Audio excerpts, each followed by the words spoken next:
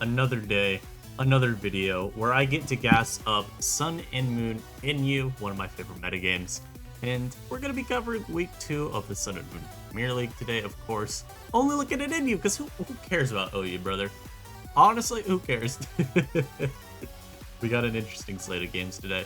Definitely some interesting team diversity as well. I feel like in every game, please, thank you. Every battle we had something other than like this one. Kind of an interesting mon or set loaded up that we have a little bit that we can actually talk about and discuss like why it gets used or what it's supposed to do. So pretty interesting to me. Of course, as per usual, you've been enjoying the content as of late. Do make sure that you subscribe if you are not already. I am on my way to hitting 10k at the end of the year. It's as easy as pressing a little button, man. You scroll down, you click it, done. You can even leave a like while you're down there. You could 2 for the price of 1. Pretty good deal, pretty good deal. And you help support me. It's wonderful. So, game 1, Watashi versus Herstories. Now, this is a very interesting matchup because if this is a setup Slowking, it destroys this team. Here's the thing, right? So, in Gen 7, Guzzlord doesn't really run defensive sets. It runs Specs, it runs a Bandit even sometimes, and it runs Dragonium Z. These sets, if you'll notice, the consistency between them all, or even like Subtoxic, I guess, can count. But those 3 sets don't run lefties. Leftovers in general on Guzzlord is like super uncommon as an item. And look at this team. This is the Scald switching. Slowking can literally throw off Scald as many times as it wants this battle, and it has plenty of opportunity to get in versus Steelix and, so I mean, obviously Steelix you have to be a little careful of. You don't want to get caught by the Tox early. So, is what it is. But you've got opportunities to actually get out with King, throw off these very hard to punish Scalds. You're basically wall breaking for yourself in a way. And I don't really see the long-term counterplay. I mean, I look at Breven, I'm like, okay, well, King's going to probably dog walk you at a point. And in terms of things on Stories aside, it's a little rough. It is definitely a little rough. The main issue is Guzzlord is a breaker. Although it's not bad, it's kind of prediction reliant. Like, okay, so this matchup you can Dark Pulse spam pretty freely. If you're Specs, it's going to do a lot to Sneasel and Simeon, even to Steelix. It does a 2-shot pass. I don't believe it 2-shots Licks, and even if it 2-shots Sneasel, it's faster than you and pops you in the mouth with an Icicle Crash. Your team is a single... I'm calling Steelix a resist to Icicle Crash. It doesn't, but for all intents and purposes, it's a resist. Do you really want to give this mon more free turns? I don't think so. They're just a very awkward matchup here. And as we see turn 1 go, Slowking's led with immediately, because look at the Scald switches, they're terrible. So, Watashi gets to immediately throw off Scalds. Of course, he can also fish for burns on Guz the entire time. He even stays in here, because he knows Dark Pulse is not killing.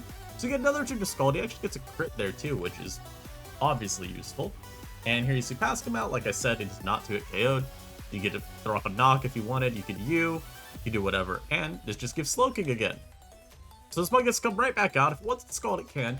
Watashi ends up switching, though. Properly ends up scouting the Gigavolt Havoc Weezing. Now, this is a very interesting set. Nothing with offensive Weezing like this, at least in my eye, is it has a lot of surprise factor versus potential switch-ins. So, what are some very common switch-ins to Weezing? Well, one of them is Xatu, of course, trying to block AT Spike. Gigavolt Havoc just lets you pop that thing in the mouth. It's gone. It's dead. You know, no ifs, ands, or buts. Also helps out for some, like, Blastoise. Obviously, Stoise doesn't want to take hits like Sludge Bomb from Weezing, but Gigavolt Havoc is literally just a death sentence. Physically defensive Slowking takes a ton from it as well. You have a little bit more room versus Aerodactyl as well, if you have it. Arrow doesn't want to switch into Weezing because of Wisp, but you're going to tank a Stone Edge after the fact if you need to, and you can just smack him with your Z move. Now, a little weirdness ends up being on the set. Maybe this is just because I don't like the set overall. This ends up being 3 attacks Pain Split. I feel like a little bit of the incentive to Z Weezing should be that you pop Xatu and can T-Spike after the fact. But not really a huge deal here. Very cool set to see. Spike goes up. Of course, Spike is huge to have up because, again, we're trying to pressure this Garbodor the entire... Garbodor. Trying to pressure the Guzzlord the entire game with Scalds from the Slowking, so being able to draw it in now, you're basically getting a quarter of its HP chunk every time it has to switch in with that Spike Up and take a Scald. So, as long as Watashi has at least something on his team that can come in, tank a Dark Pulse, and then threaten the Guzzlord out, he's in a fine spot. As I have to do this. Let me just go back to this turn here so y'all can see what was happening. U-turns on the Weezing here again. Xatu comes out this time instead of the Slowking.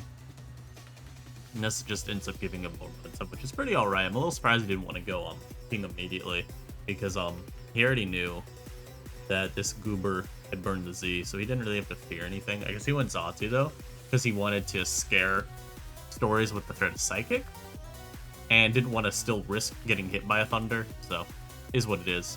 Here, we also see Watashi win the 50-50 here on a potential Pursuit versus Knock play. Garbodor can always come out here. Good Earthquake predict, very rough to make there too, because there's Slowking and Xatu. I was actually really stunned when I saw Earthquake come out here, because I'm just like, really? Was Xatu alive? But you gotta understand, right? Story's on the back foot. She's pretty noticeable behind this match. She's got a pretty awkward matchup. Gotta make a play sometimes, and Quake on Garbodor is a play. You know, see Guzz come out, this is just predicting the Xatu. You're trying to get another turn to throw off an attack. The problem with this play, of course, is it means you just took another 25%, and now you can't switch into Slowking Scald ever again. So, he giveth and he taketh away Senior Xatu. Now we also, once again, Xatu comes out, just gets the U-turn, and things just try it out again. Scald is literally unpunishable. But we do see a double switch here. Just want to deny the rocks. Very, very immaculate play there. I respect it. Stories once again revealing her patented curse on Steelix. Also, of course, the probably the more primary reason I should bring this up, because I said it at preview. Scout for Toxic, just in case. And instead he ends up blocking rocks, which is really good. You see Steelix at +1, still two-shotting Xatu, which tells me this Steelix is a decent amount of attack investment. It's going to be doing that, and it's going to continue cursing up here. It's not going to be able to 1v1 the Xatu, and frankly, Xatu is not even that important for Watashi at this point, so him using it to trade off the Steelix from Stories Aside is pretty useful for him. Pastel comes out, has to take all this entry hazard chip. There's a world where you just sack, I guess, but I think he is keeping the Xatu around just in case this is T-Spike, to try and maybe deflect the T-Spike back over, because with Stories of Rotom Dead, there's literally nothing to defog, and there's no grounded poison, so would be good. Looks like I can come out. Once again, another good prediction. Story's doing everything she can to claw her way back into this game, using whatever reason as available. Weezing's not gonna have to switch in, and this is a very funny turn. Protect on the Sludge Bomb, but then he does switch the next turn to Scout for the Fire Blast. I thought this was a very funny sequence right there. The Slowking, though, once again, gets a chance to come out. He's able to set the Future Sight here, throw off a Scald now. LID slacks off, and then very smartly, Nasty plots up, knowing the Guzzlord is available to be sacked to the turn Future Sight pops. And with Slowking at +2, it is looking pretty over. Thunder Mist there sucks. You could have gotten a Paralysis or a crit, or you could have just gotten damage. I mean, damage is damage. And frankly, at this point in the game too, maybe Comfy could have done something. It would have still been tough. And I honestly may be overestimating Comfy's ability to bullshit a game back into Stories' favor. But imagine Thunder hits there, and then you go Comfy and Calm Mind up or something. I mean, we saw Steelix took 40-something earlier.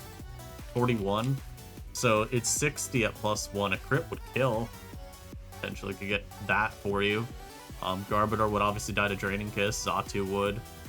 Sneasel would. There definitely was a chance. Unfortunately now, he has to go for this very pathetic knockoff. It will not kill. And unfortunately, even with the crit there, not enough damage. And we see the Z move burn just to make sure Comfy could never set up anyway. So, probably didn't matter even if a Calm Mind was obtained. I don't think you were going to tank that. So, good game done there by Watashi. Now we get to T Nunez versus Charm Flash. And this is a very interesting preview. Now, Sneasel, Keep in mind, we've seen Sneasel now twice in a row. This mod has not been very good in Inu in quite some time. But it's always cool to see it come back into the spotlight. It's a very interesting game too for Sneasel, because as you look at Turnflash's team, you've got the best defensive switch into Sneasel in the entire tier in Incineroar. You've got what is probably the best offensive check as well in Passimian. 1 or 2, depends on if you rate Comfy more highly. But then you've got Sneaselable, Sneaselable, Sneaselable, Sneaselable. So Turnflash brought 2 of the best Sneasel answers in the entire tier, and then 4 mons that get absolutely blasted by it. Certainly an interesting team building choice for sure.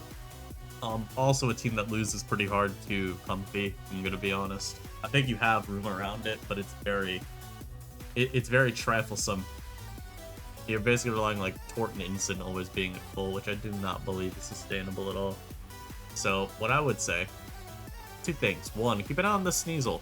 It could do a lot this game, but also keep an eye on Turnflash's Incineroar. The answer in Tina's team is basically just the Stoys. Technically, Palisade could check it too, if the Pal's Colbur ends up being a resist berry, just not that one. But it could definitely put in a lot of work this matchup. The good thing for T Nunez at the very least is 1, I mean, he does have a Blastoise, so there's something. And then you have Sneasel, which will always apply a good amount of pressure, just even knocking a Papa Berry off of Instant's pretty huge. You got Metacham that can always come in as well, and put the hurt on Big WrestleCat. So Mesper ends up being led with, Alisand is T Nunez's response. Ice Beam coming out here as rocks are set, and then just rocks get set there, and you see it short of, just very disrespectfully saying, I don't care, you're not hitting me again. So well done there. As the token of Maru comes out, and here's what I didn't like about Tina's team. We see leftovers token of Maru. I am not a believer in this. It is one of the sturdier Comfy checks though, and admittedly, his team gets destroyed by Comfy. So I guess you kind of need a bulkier Toge, don't you? Anyhow, U-turn chip on the Tort, be good there. And we actually end up seeing Turnflash trying to catch Azatu immediately. So very good scout here. Seeing no item on Stoys is also quite interesting from here, as that's a lot of damage from an Ice Beam. I don't remember if it ever got confirmed in this game. That makes me feel like that's Scarf though. Because, right, non-Scarf Toge, Z user on the team, you're kind of like, I don't know who it would be. Metacham's frankly the fairest one. It could always be Palo, but I did say it's not Palosan. Xatu does not really run Z, and Sneasel is not a Z user. Technically, it could be Stoys, I guess, but like, I don't know. Anyhow, Toge comes out, tanks the burn. I mean, it's kind of whatever. You have Wish. You have U-turn as well, so you could always bring your Sneasel in, and we are going to see a little 50-51 by T Nunez there to knock the Rotom. Always good to see someone's block knocked off. Unfortunately, Pass now will be forcing you to switch out.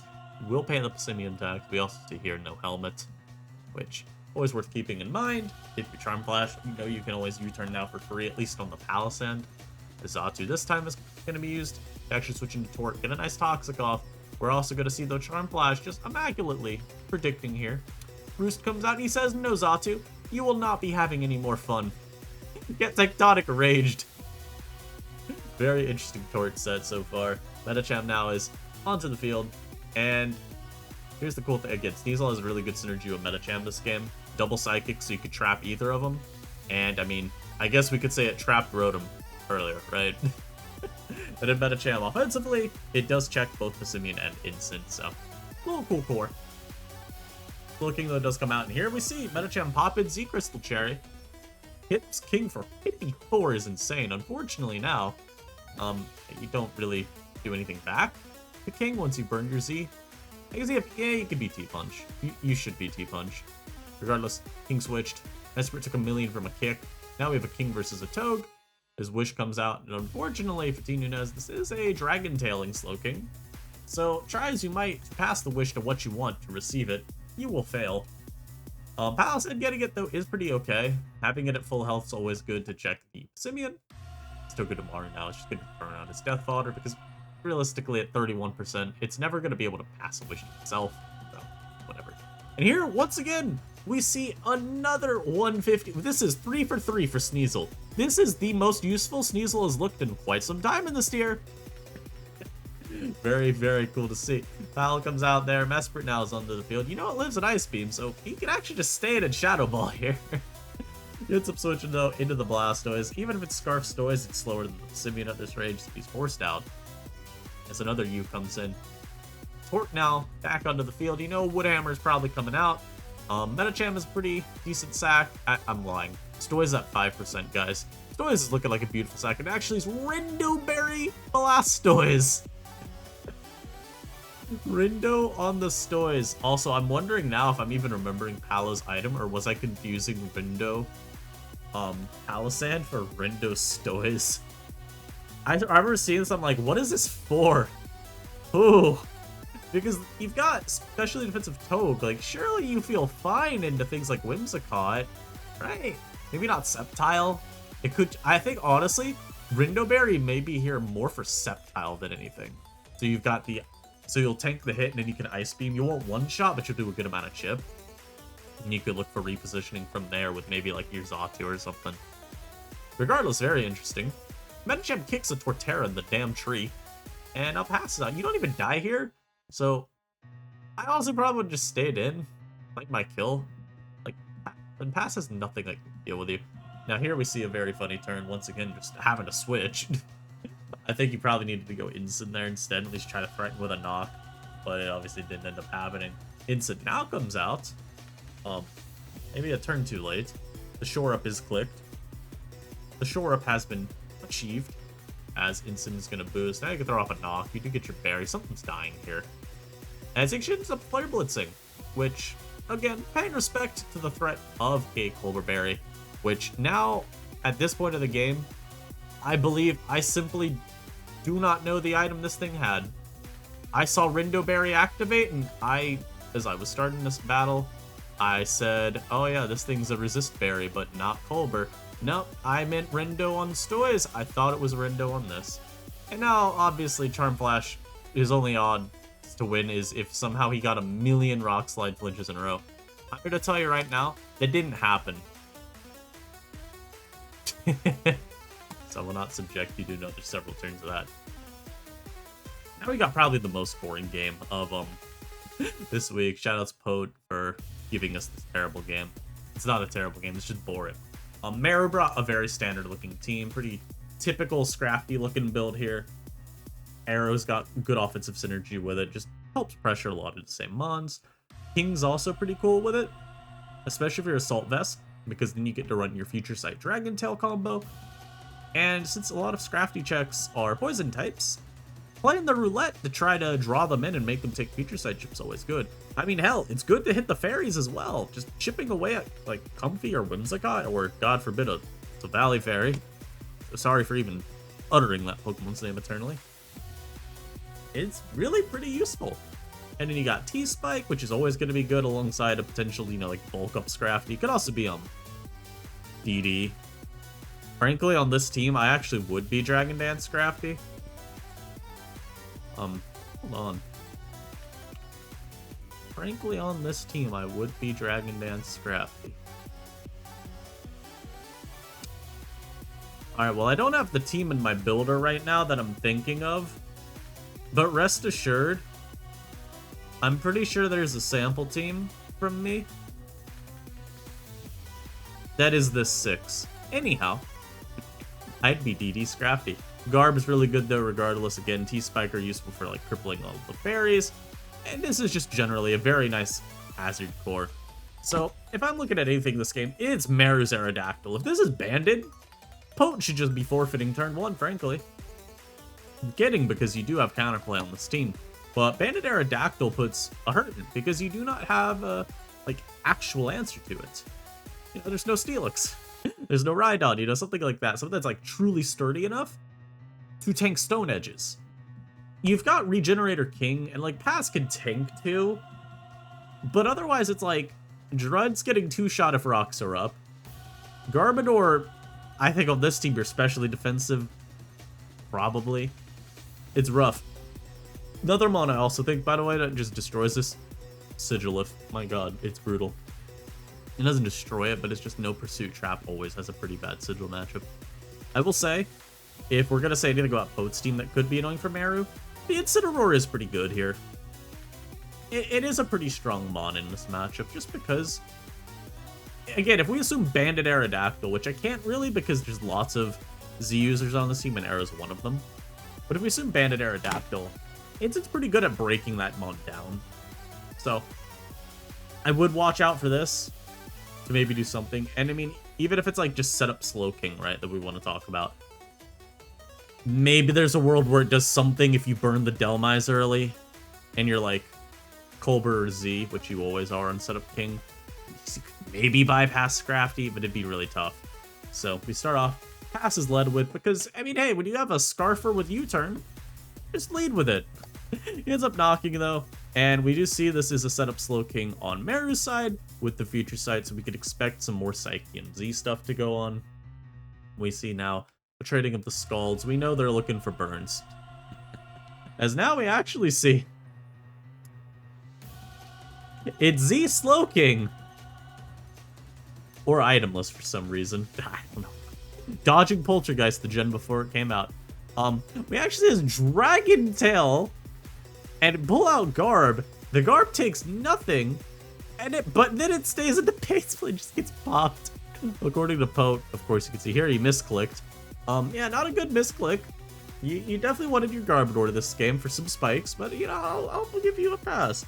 Drud comes out now. And here's what I'm talking about with Drudagon, by the way, too. Remember I said it's 2-shot with Stealth Rock up? I kind of lied. It's just that it is guaranteed 2-shot.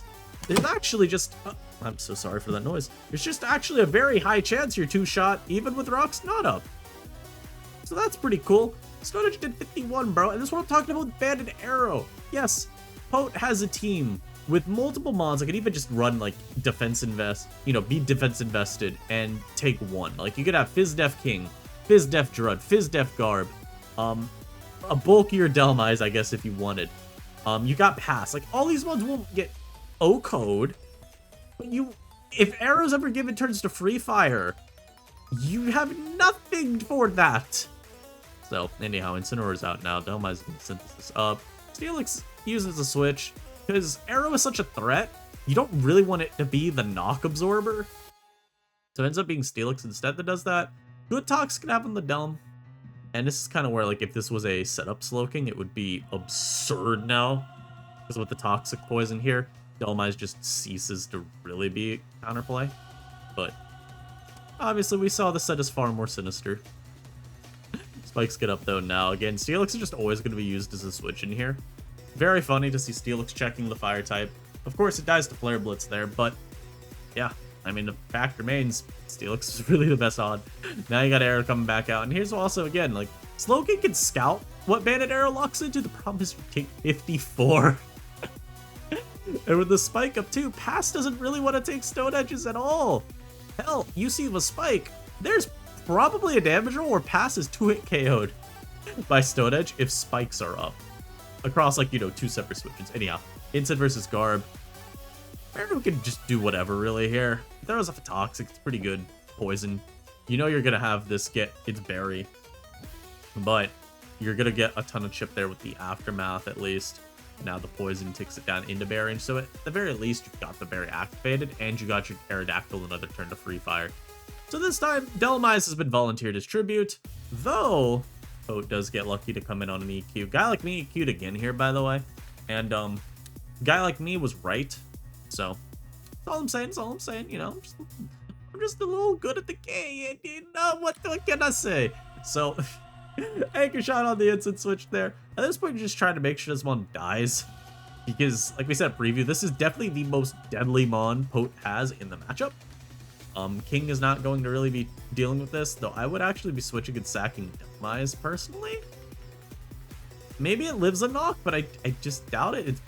It's big Incin. But I would be keeping King just in case the Scarf Pass somehow could do something. Although maybe I'm overrating how useful it is with Delmise still around. Anyhow, King comes out. Delm can always answer that. And you're giving Delm basically another turn to force in the Incin on the other side. Pote's Delmise comes out though instead. And this isn't really any good for him, because it just dies. So it was probably better to sack the Ensign there and then go down, but it may have not even been that practical. Tough to say. Now Incineroar will be dying. Flare Blitz is there, just in case Scrafty came out, you know, would have done a little bit more chip. And at this point, yeah, so here, very unfortunate loss for 50-50 there. I put it in quote, it's not a 50-50, but very unfortunate mispredict. He had to hope Delmise was thrown out immediately. That was Pote's only shot. And unfortunately for him, it was not. And I've got some bad news for the Pope believers in the chat. He will not be winning this game. He does not have the resources at the end of the day. And Mr. Passimian, although it does kill Delmise from that range, does not kill Slowking from that range. Obviously would not kill a Scrafty, and it is Jovial. Now we end with Evaroo LPZ. And once again, we see some very fun Pokemon. Clawitzer, not a very commonly used mon. There's just a lot of good water types in the tier, and Clawitzer as a breaker is pretty, you know, it's pretty awkward. The speed tier is brutal. You're above Pangoro, and even Scrafty if you want to talk about Dragon Dance. But you're below Incineroar. Which also means you're below, like, every Pokemon that speed creeps Incineroar specifically. Very, very, very bad. But it's a very cool Pokemon when you get good matchups. This is probably one of the better matchups in terms of just what the opponent has defensively for it. However, it's pretty rough still, because the vast majority of LPZ's team is just going to be faster. If I'm basing it on how I EV, 5 out of 6 Pokemon outspeed this Clawitzer.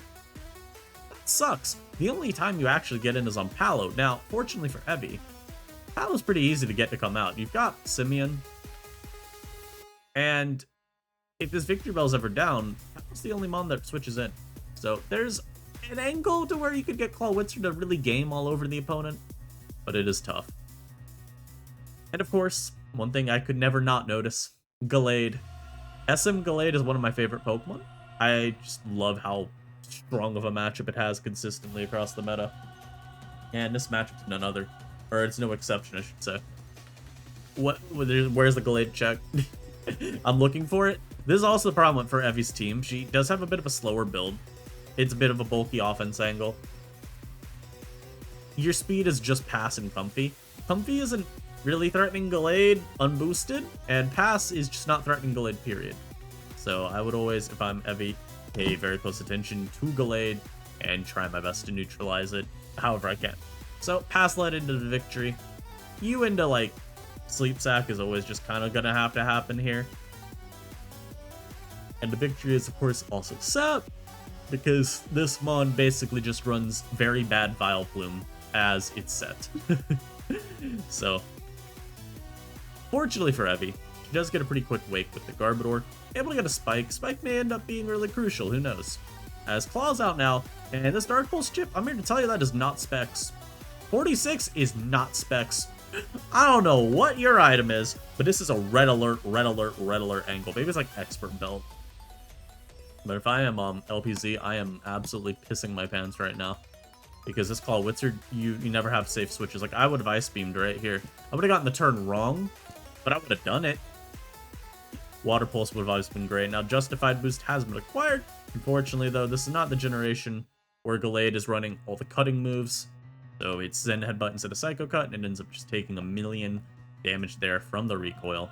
Pass gets back out again. Unfortunately, though, for Evi, until this damned Victory Bell's dead, she's probably not going to be able to get a ton of mileage out of the Pass. Well, the Pass plus Clockwork. This is a little fortunate here. She did get a spin-off, though, and she's able to pick Steelix as her Sleep Sack here, as now Stoiz comes out. Unfortunately, though, for LPZ, well, maybe fortunately, he's able to bring out Stoiz on a turn where Steelix rocked. Unfortunately, there's a Delmise, but fortunately, there's Ice Beam. So a very funny sequence here. Passed out, back out again. Nox okay if you want to go for it, but I think you just always try and Vortex. Evi decides, I'm angry. Punches the Sandcastle, does not do damage. And Clawitzer, no, it does get a kill. That's good. Water Pulse is the Gallade. from 1%. Fortunately, that is enough damage, as the Stoys are now sent back out, just to always keep hazards off. I mean, you're trying to keep Aerodactyl at full, right? And Evie also playing this game very smartly, too. Kind of trying to pretend like she's Scarf on Clawitzer with the way she's playing it. I don't think anyone would believe you. But, I mean, she's playing it like it's Scarf. As now Dark Pulse is revealed. And we also see the Claw's just faster than Victory, which is interesting. I don't blame LPZ for wanting more bulk, though, on Victory Bell, because compared to Vileplume, that mon is very fragile. And unfortunately, that sleep miss is pretty bad, because now it cost him 3 mon! The Claw just got 4 kills in a row. Now, how do you win this game for LPZ? Well, it's pretty tricky. Comfy's scary, but it's only scary if you get predictions wrong. If Comfy does not HP ground token to Maru, you're pretty alright. And your Palisand is in a very, very dominating spot. Steelix obviously can't really touch you. Passimian isn't touching you, and you just two-shot it. Comfy obviously beats you down, but again, we go back to the sequence we talked about earlier, where it's only really a threat or a problem to your team if you go hard Toad and you get hidden powered and die. So how do you win this if you're Evie? Well, one, you can't let Palisand have a ton of free turns. You gotta make a play with Comfy. Let's see what happens. So Comfy comes out here, goes for an SL combo. This is fine, I think. Like, at the end of the day, even if Toad had been hard switched in here, it's not like a big deal. Kind of just, whatever. Unfortunately for Evie here, where I think you probably needed to try to hidden power, she opts to Giga Drain, which is still fine, because this is her, like, only thing that sort of switches into Palisand. And keep in mind, I'm also saying all of this. It could be that her Comfy's hidden power Psychic, and just couldn't even touch Togedemaru. Like, that is an option, right? Giga Drain comes out there, though.